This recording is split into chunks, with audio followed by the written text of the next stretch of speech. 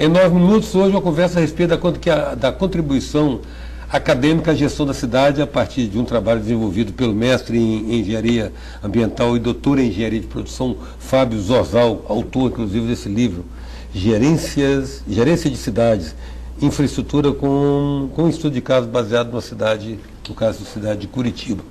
Curitiba, na verdade, durante muitos anos foi mercado teste para muitos lançamentos de produto, né? Isso é verdade. Era considerada Nessa época eu tive lá, tive oportunidade, inclusive, de vivenciar essa fase. Você está aqui agora, Vitória, como autônomo, como professor do IFES? Como professor do IFES. E auditor do Tribunal de Contas. Controle externo. Controle externo do Tribunal de Fábio, Contas. fala que você escreve, você lançou esse livro, inclusive a partir da sua tese de doutorado, sobre planejamento e estratégia da administração pública em questões de infraestrutura urbana.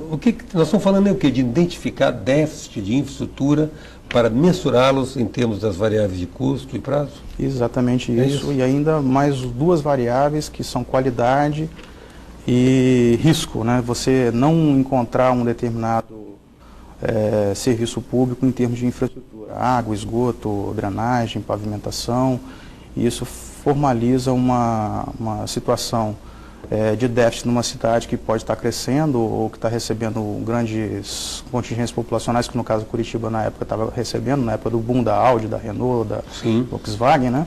E isso gerava um transtorno gerencial de grande porte, né? E é mais ou menos o que está acontecendo na cidade de Vitória, daí a importância da gente resgatar essa obra que tem quase 10 anos, né? Está fazendo agora em junho, e colocá-la tirá-lo da prateleira e colocá-lo no mercado de uma forma positiva. Aqui no caso nós temos um problema claramente localizado que envolve a não integração da área metropolitana, né? Porque você tem feudos, na verdade, você tem feudos administrativos, cada município tem sua autonomia administrativa e política, mas não existe essa não integração da área metropolitana. E temos um problema, inclusive, que permeia, que é transversal, que é a questão da mobilidade urbana. Como é que você vê isso? Eu estou percebendo que agora, esses últimos anos, depois que eu cheguei, até que tem uma certa tentativa de melhorar esse aspecto. Mas assim, ainda não percebi, até porque eu estou há pouco tempo em termos de reviver a cidade, né? Eu saí daqui em 1999, voltei em 2006 praticamente. E a gente não percebe realmente essa integração.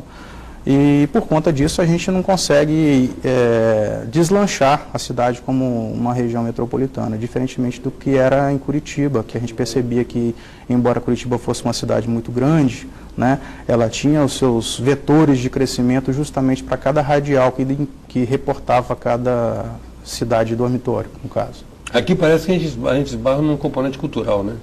Também tem um componente cultural, mas eu acho que está, ainda mais agora, diante desse monte de perda que a gente teve, Fundap e royalties e uma série de não reposições disso aí que provavelmente vai impactar no cenário de curto e médio prazo já, né? A gente percebe que vai ter uma possibilidade de dificuldade gerencial. Daí mais um motivo para a gente tentar ver se emprega ferramentas e técnicas para identificar, né, corretamente quais são esses pontos e, em função disso, dar um destino melhor à tomada de decisão. E no caso do seu livro, que você está exatamente propondo ferramentas e técnicas? Ferramentas e técnicas. Na verdade, não somente ferramentas e técnicas, né? A gente tem os modelos que reportam as ferramentas e técnicas, eles foram todos aplicados numa cidade de grande porte, com pontos positivos e pontos negativos. Cada ponto desse foi identificado em torno de um tema, né? Na verdade, não somente um tema, de vários temas, e em cada tema desse, 4 aspectos, que são custo, qualidade, risco e prazo, cenários. Cenários para desenvolver a cidade no médio e longo prazo. Otimista, realista e pessimista. Caso a administração pública venha a interferir de uma forma ou de outra, a gente tem como medir esses aspectos e essas interferências no tempo. Quando você se refere a tema, você está falando o serviço? Serviços. O serviço, no caso. Serviço, você tem um elenco de serviços aí. Na verdade, o serviço, não o serviço do homem que fica à frente de uma mesa tomando decisão especificamente, ou aquele que vai varrer a rua, não estou falando desse recurso humano, nem da máquina que é necessária, como um ônibus, ou do equipamento, né, como um ônibus, mas sim da infraestrutura física, né, que demanda, logicamente, depois dela pronta, uma série de outros recursos. Obviamente que isso aí seria, inclusive, motivo para serem colocadas outras teses, né? Porque se estudar só o recurso humano, só a necessidade de máquinas e equipamentos já seria motivo para um estudo específico. Esse estudo aí, ele aborda necessariamente a parte de infraestrutura.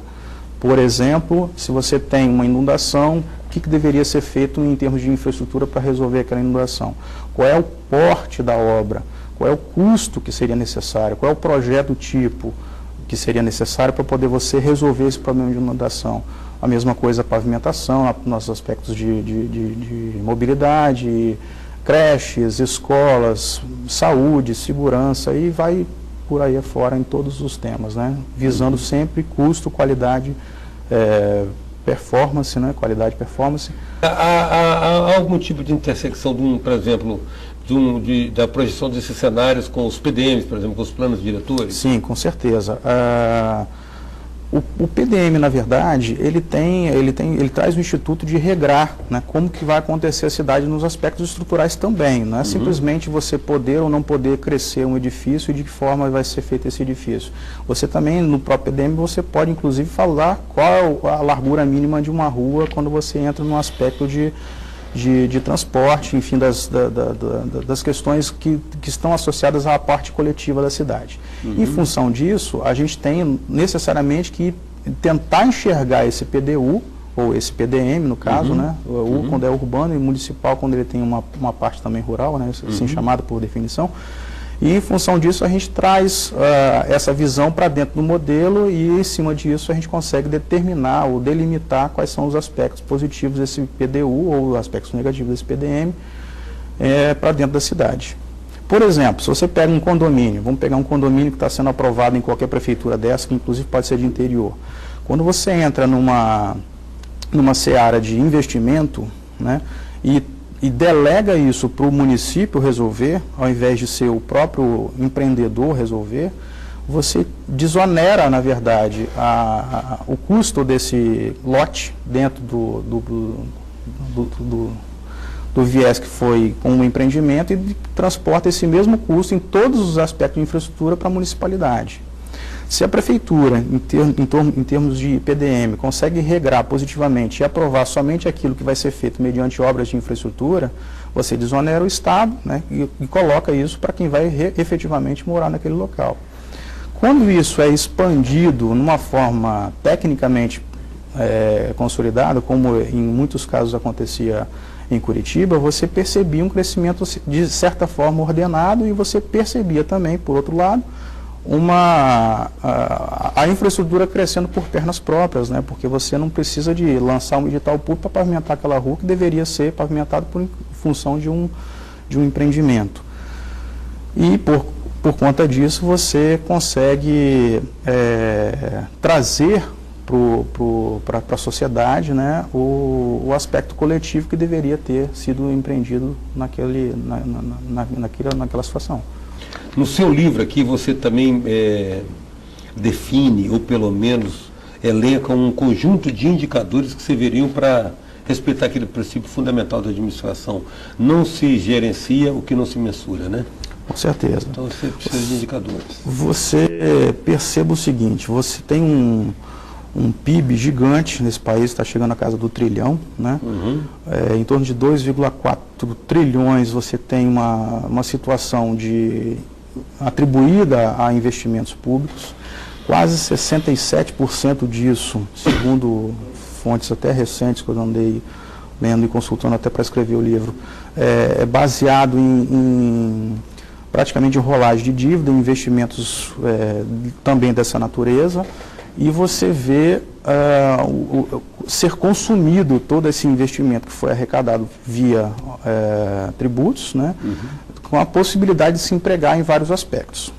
Como empregar isso? Essa é a questão, pelo menos na parte de infraestrutura, que esse livro tenta explicar, tenta modelar e tenta devolver, né, ao tomador de decisão, que é o prefeito, o secretário de obras, que às vezes nem é o técnico, né, porque tem uma cadeia política aí que se coloca. E no caso de Curitiba, eu percebi naquela época que mesmo os políticos, eles respeitavam a parte da tomada de decisão técnica, até porque, de certa forma, muitos deles eram próprios técnicos. né? E aí a gente consegue adentrar essa obra de uma forma positiva nos aspectos de gestão. Inclusive, esse livro está inaugurando uma série que a gente chama de gestão profissional, né, com a visão PMI, que é uma visão trazida aí de as melhores práticas de gerenciamento de projetos. Agora, quando você fala, esse aqui contempla especificamente a questão da infraestrutura. Você está relacionando o quê? Habitação, transporte, saneamento, energia, telefonia, o que você acha? Todos os aspectos de infraestrutura, como você está colocando, né? Você pega a demanda habitacional, por exemplo, nesse país é gigante, tanto é que temos alguns programas, na verdade, alguns programas específicos nessa direção. Nesse caso específico aí, a gente percebeu, inclusive, que o indicador de maior gasto, né, público, ou que deveria demandar maior gasto público, era inclusive a habitação, disparadamente. Mas isso aí a gente não entra muito na seara de que seria ele o específico, até porque se você foca um indicador só, você acaba perdendo a possibilidade da diversidade, né? E nesse caso a gente tem como pelo menos identificar as demandas, porque tem um indicador, né, de risco, onde você entra, por exemplo, nos problemas mapeados por uma cidade, daí a importância do que a gente chama de inventário do patrimônio, que pode ser público, pode ser privado, mas de certa forma que impacta na cidade como um todo. E você identificando através desse inventário o que existe, eu não estou falando simplesmente de identificar numa situação simplista, estou falando de identificar num sentido até contábil da situação, porque você, ao formatar ou identificar uma rua, você está dizendo ali que já houve um gasto público, né? E essa rua custou aos cofres públicos um determinado montante. Quanto é que foi gasto ali? Isso que está ali se reflete positivamente para a sociedade, ou ainda tem que se investir alguma coisa a mais para melhorar? Ou seja, já de cara a gente identifica o risco, né, de ter ou de não ter o equipamento, ou a situação de infraestrutura. Você já importa uma outra situação de qualificar aquilo que tem, porque você, ao mensurar aquilo que tem que também se impor em relação a como que está, ou seja, como que a população vai perceber se aquilo que existe está de bom tamanho. Depois, identificar o custo, ou seja, planificar aquilo que realmente foi inventariado em termos de obra pública para saber se aquilo ali corresponde a uma dada amortização no tempo, ou se precisa fazer uma reabilitação numa rodovia ou numa via pública, se precisa uma reconstrução de uma creche ou simplesmente uma reforma, quando que estaria programada essa próxima reforma. Isso tudo dá uma ideia também, puxando o gancho dos cenários. Como que seria o cenário de uma cidade se você tem um crescimento urbano já constatado pelo IBGE ou pela própria fonte de prefeitura, né, pode estar identificando isso, e como que está o gasto público em cada um desses equipamentos. Em função disso, você tem um confronto natural, né, entre o que existe, aquilo que vai crescer e aquilo que vai ser ofertado em reposição. Se aquilo que for crescente for maior do que aquilo que for reportado, você vai ver que o cenário de indicador vai identificar como negativo. E aí você já fica com um sinal de atenção, né, para tomada de decisão ou naquela gestão, um déficit previsível, ou um déficit previsível. Aí que entra a parte da ferramenta. E aí a gente entraria também na seara de que, se existe um tomador de decisão, que tipo de decisão que está sendo tomada em função de que técnica. Porque hoje a percepção, de uma maneira muito geral, é que você tem muitas demandas, né? Muitas demandas, e você não tem essa oferta sendo reposta na mesma medida e nem na mesma velocidade.